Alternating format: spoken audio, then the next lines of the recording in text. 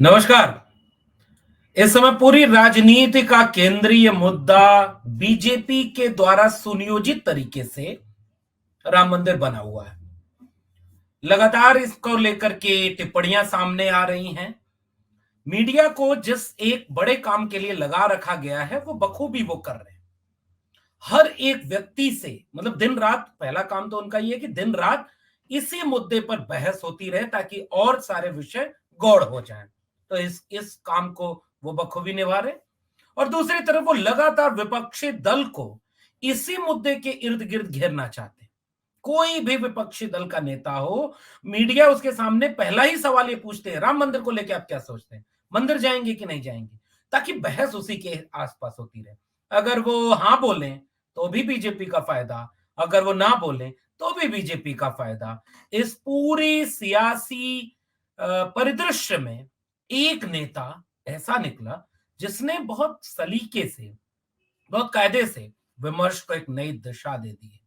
आज की वीडियो में हम बातचीत करेंगे बिहार के उप मुख्यमंत्री तेजस्वी प्रसाद यादव के इस बयान पर, जिसको लेकर के लगातार अब ये चर्चा हो रही है।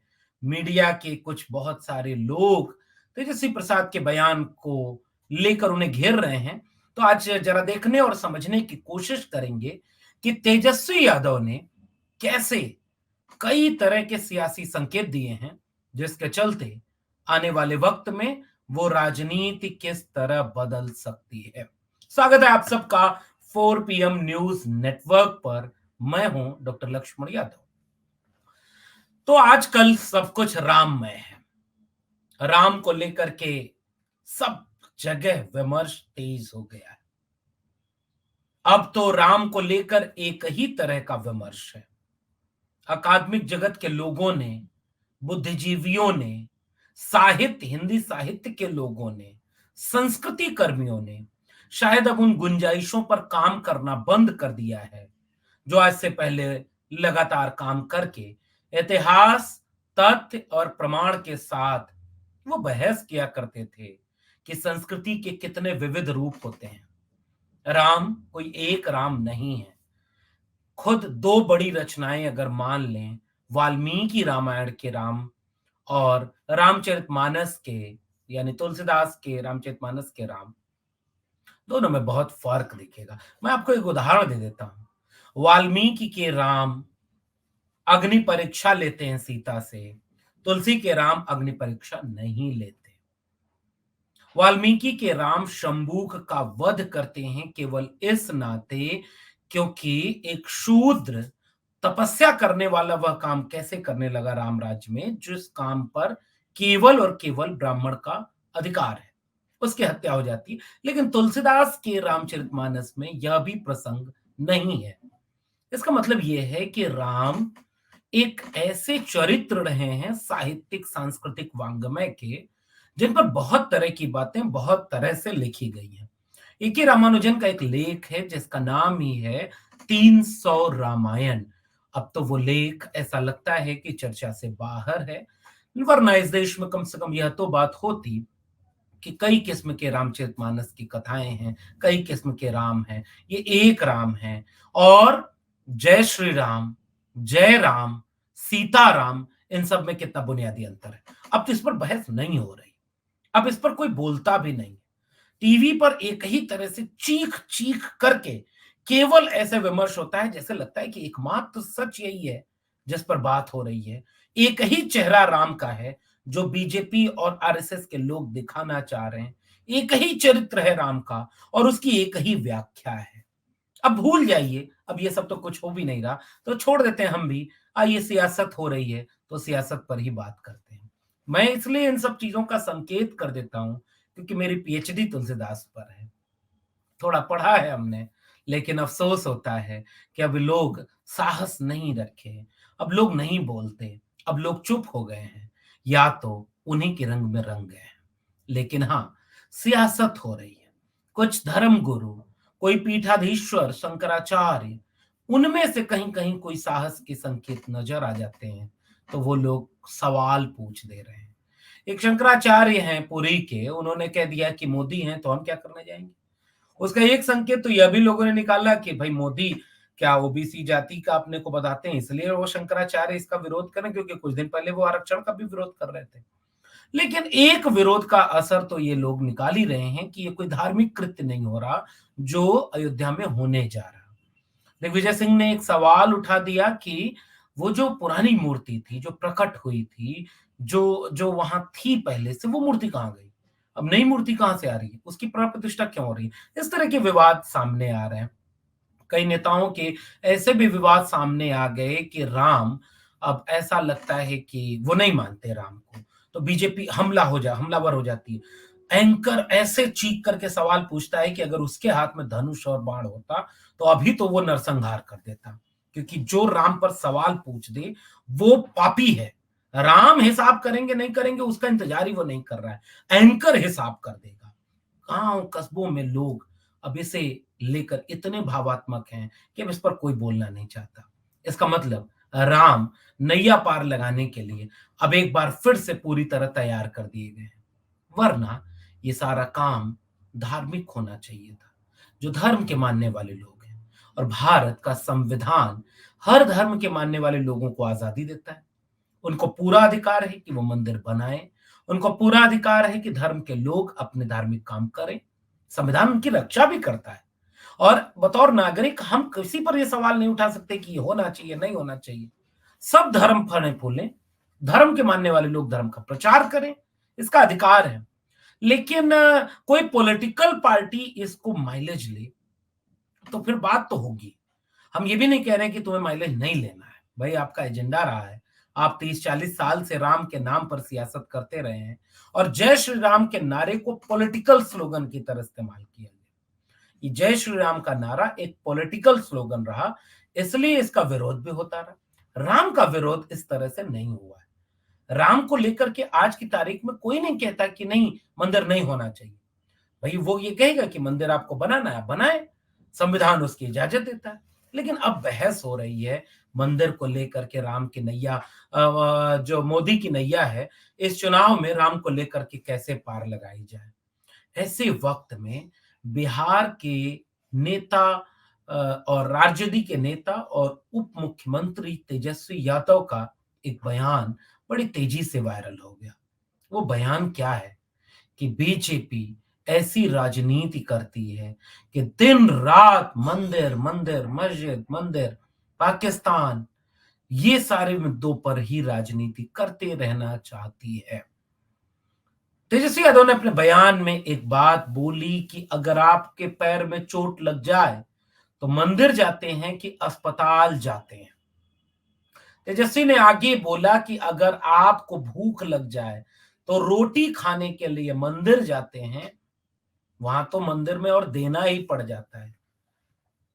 इसका मतलब क्या है? यहीं से राजनीति शुरू हो गई। फिर से तेजस्वी प्रसाद यादव के इस बयान के बाद बीजेपी के बड़े नेता, जैसे एक नेता बिहार में ऐसे हैं जिनको बीजेपी ने रखा ही इसलिए है कि उनको दिन रात लालू परिवार और नीतीश कुमार के ऊपर केवल अनर्गल प्रलाप करना है, बेबुनियाद, स्तरहीन, किसी भी स्तर तक जा करके हर मतलब बीजेपी का काम करने का तरीका है। देखिए कि हर राज्य में ऐसे 2-4 नेता ऐसे रख रखी है जिनका एक ही काम होता है कि विपक्षी दल के नेताओं का चरित्र हनन करो। और ऐसे ही कुछ पत्रकार भी उन्होंने रख रखे हैं।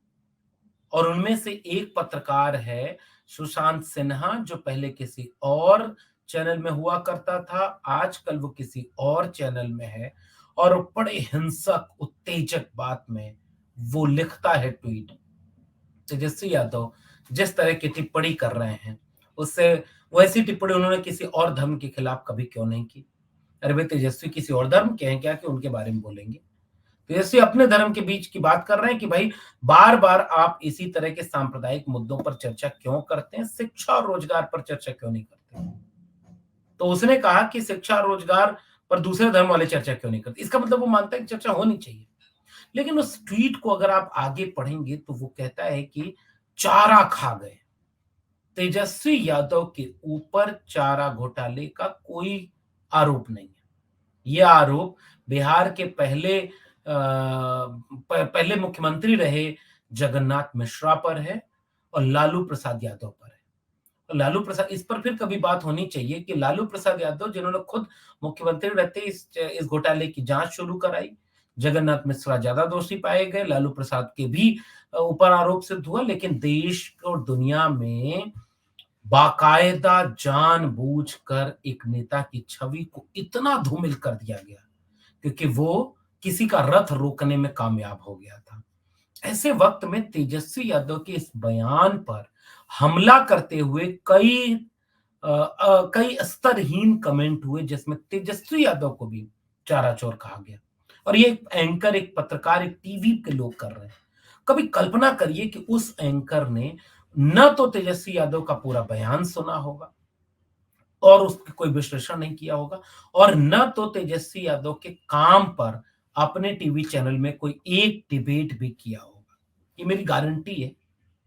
तेजस्वी ने अपने उसी बयान में क्या बोला कि वो तलवार बांटना चाहते हैं, हम कलम बांटना चाहते हैं, हम कलम को लेकर के राजनीति करना चाहते हैं। आजाद भारत के इतिहास में एक साल में 5 लाख नौकरियां देने का रिकॉर्ड किसी और सरकार के पास होता तो अब तक क्या हो जाता।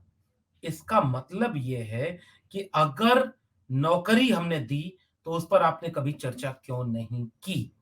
क्या इस देश में नौकरी बहस का मुद्दा नहीं है? वो सारे टीवी चैनल जो लाइव टेलीकास्ट चला रहे हैं राम के अयोध्या से, वो तो एक पार्टी के एजेंडे में फिट बैठ गए हैं। ऐसे वक्त में जो हिम्मत तेजस्वी यादव ने दिखाई, वो हिम्मत काबिले तारीफ है।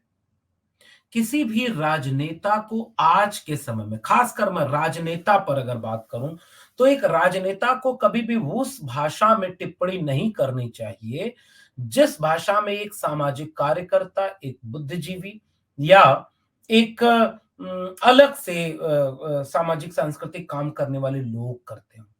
राजनेता की टिप्पणी राजनेता की मर्यादा में होनी चाहिए। जैसे स्वामी प्रसाद मौर्य, जैसे फतेह बहादुर सिंह, जैसे कई कई लोग हैं। लेकिन एक बात क्या करेंगे, जिन सामाजिक कार्यकर्ताओं को, जिन बुद्धिजीवियों को, जिन प्रोफेसरों को, जिन लिखने पढ़ने वाले लोगों को ये बातें बोलनी चाहिए, वो तो चुप हो गए। आज को सारे चुपचाप अपना कोई कविता लिख रहा, कोई कहानी लिख रहा, और दो चार एकाध फीसद कोई अपवाद बोल भी रहा होगा तो उसकी आवाज न कारखाने में तूती की तरह है। बाकी सब तो अवार्ड लेने के लिए वहां झुके पड़े हैं लचकदार कमर के साथ। तो अब वो भूमिका जो समाज में राजनीति के अलावा एक जमाने में साहित्य निभाया करता था, एक संस्कृति निभाई करती थी, कला और बुद्धिजीवी निभाया करते थे, विश्वविद्यालय निभाया करते थे, क्या आप कहीं से कुछ इस तरह के विमर्श देख पा रहे हैं?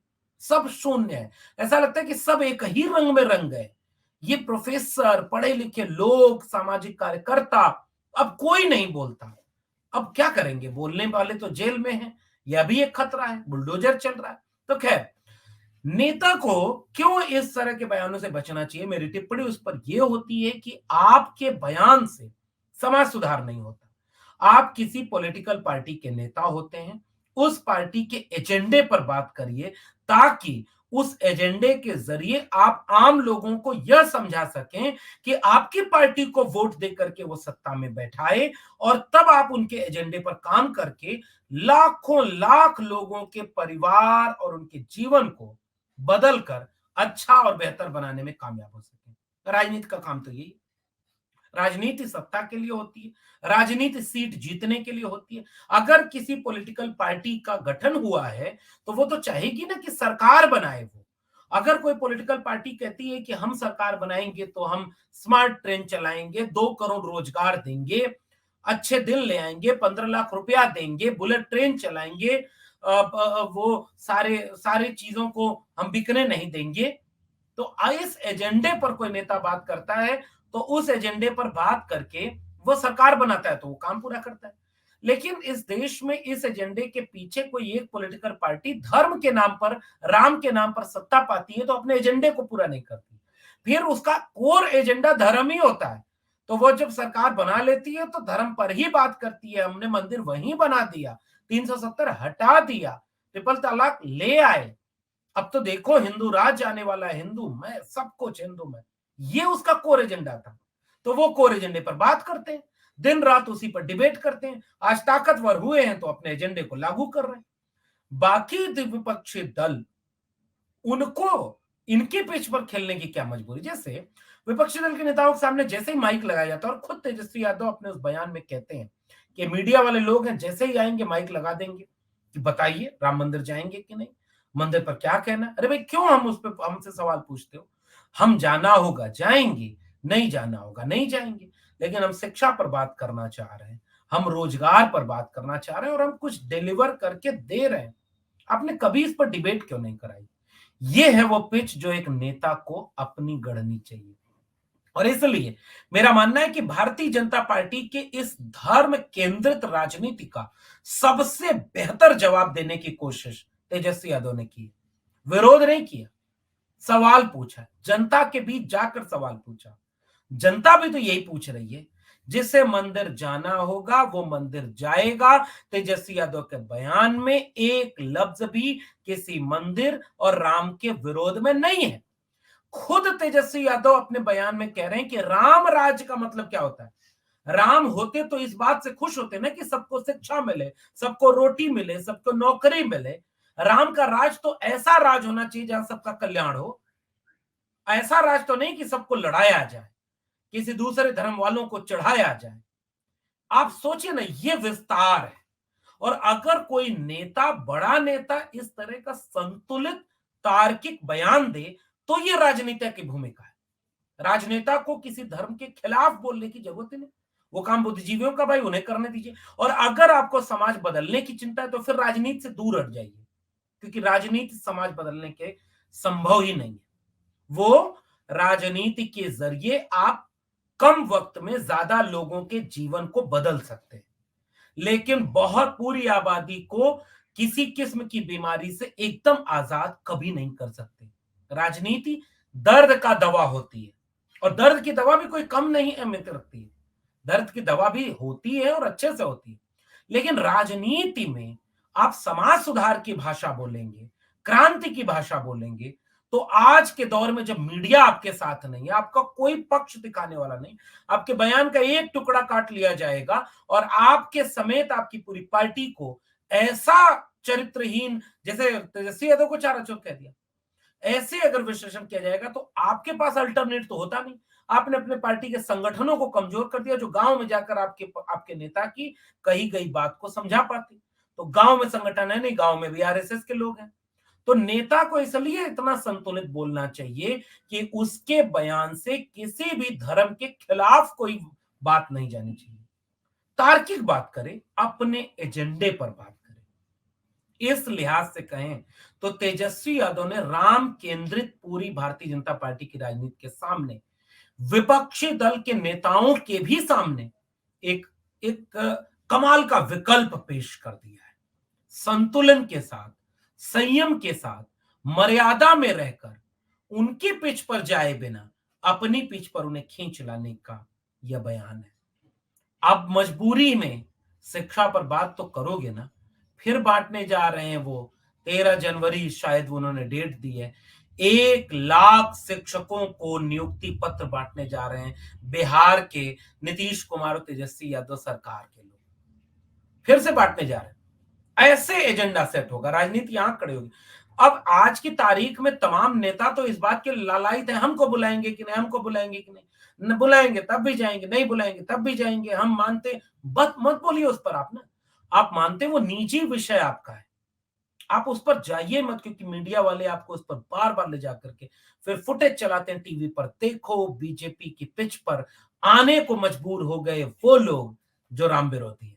तो इसमें भी आपके विरोध में चलेगी खबर। अगर आप इसके विरोध में बोलेंगे कि मंदिर नहीं जाएंगे तो और आपके विरोध में चली जाएगी। मुझे लग रहा है तेजस्वी यादव ने इसलिए ये बात कही कि नौकरी पर बात कब होगी, शिक्षा पर बात कब होगी। मंदिर बनाना धार्मिक लोगों का काम है, वो अपना काम कर रहे हैं। जिसको जाना होगा जाएगा, जिसको नहीं जाना होगा नहीं जाएगा। नेता का काम है लोगों का जीवन खुशहाल कैसे हो, उस एजेंडे पर बात करना। और मुझे लगता है यहीं से इंडिया गठबंधन को एक संकेत मिलता है, अनर्गल ऐसे बयान देने से, जिससे कि आपके आपके लोग पढ़े लिखे नहीं भाई।